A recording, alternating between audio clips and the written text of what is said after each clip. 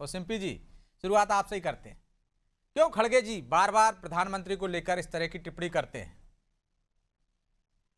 आदरणीय ब्रजेश जी, सर्वप्रथम तो कांग्रेस के राष्ट्रीय अध्यक्ष आदरणीय खड़गे साहब ने ये स्पष्टीकरण दे दिया है कि उन्होंने आतंकवादी शब्द का प्रयोग नहीं किया था। वो ये कहना चाह रहे थे कि नरेंद्र मोदी जी सरकारी संस्थाओं के माध्यम से विपक्षी दलों को आतंकित करने का प्रयास कर रहे हैं। अब आते हैं भारतीय जनता पार्टी की मूल समस्या पर, जहां पर वो ये चाहती है कि खड़गे साहब, राहुल गांधी जी माफी मांगे। तो हम कुछ बयान आपके सामने रखना चाहते हैं और भारतीय जनता पार्टी को उम्मीद है कि ये इन लोगों से भी माफी मांगेंगे। मतलब आप मान रही हैं कि 2019 गलत बोला है? माफी तो तब मांगी जाती है ना जब गलत। आप तो ब्रिजेश अभी जी, अभी कह रही हैं कि गलत ही नहीं बोला उन्होंने। ब्रिजेश जी, हम आपसे कह रहे हैं भारतीय जनता पार्टी जो मांग कर रही है, हम उनकी मांग पर उनको उत्तर दे रहे हैं। ठीक है। ये 2019 हम इंडिया टुडे से कोट कर रहे हैं। अप्रैल में आंध्र प्रदेश के अंदर तत्कालीन मुख्यमंत्री थे एन चंद्रबाबू नायडू।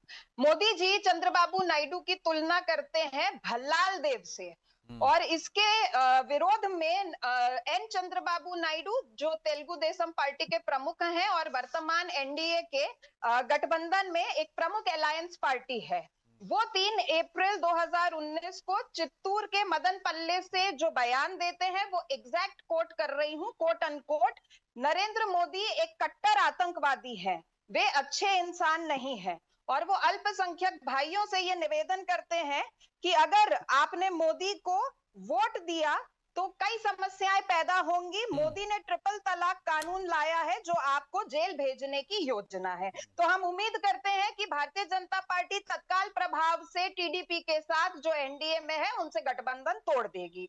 दूसरा बयान आपको सुनाती हूं। ये बीजेपी एमएलए पूर्व विधायक हैं तरविंदर सिंह दिल्ली से, ये उनका वीडियो हमारे पास मौजूद है। वो कह रहे हैं कि राहुल गांधी बाज आजा, नहीं तो तेरा हाल भी वही होगा जो तेरी दादी का हुआ था। उसके बाद संजय गायकवाड़, जो महाराष्ट्र से विधायक ऐसे हैं, बहुत लंबी फहरिस्त हो जाएगी। नहीं ब्रिजेश दोनों जी, तरफ से बहुत लंबी हो जाएगी। हमको रखना पड़ेगा। अपन टॉप मोस्ट पर रहेंगे तो ज्यादा अच्छा रहेगा। 2 मिनट में ब्रिजेश जी, 2 मिनट 2 में मिनट बहुत खत्म लंबा कर होता दूंगी। है, 1 मिनट में करिए। एकदम 30 से 1 मिनट में खत्म कर दूंगी। वो कहते हैं कि राहुल गांधी के जुबान काटने वाले को 11 लाख रुपए इनाम देंगे। और तीसरा, बीजेपी के केरला से प्रवक्ता पिंटू महादेवन, जो राहुल गांधी को गोली से भून देने की बात करते हैं।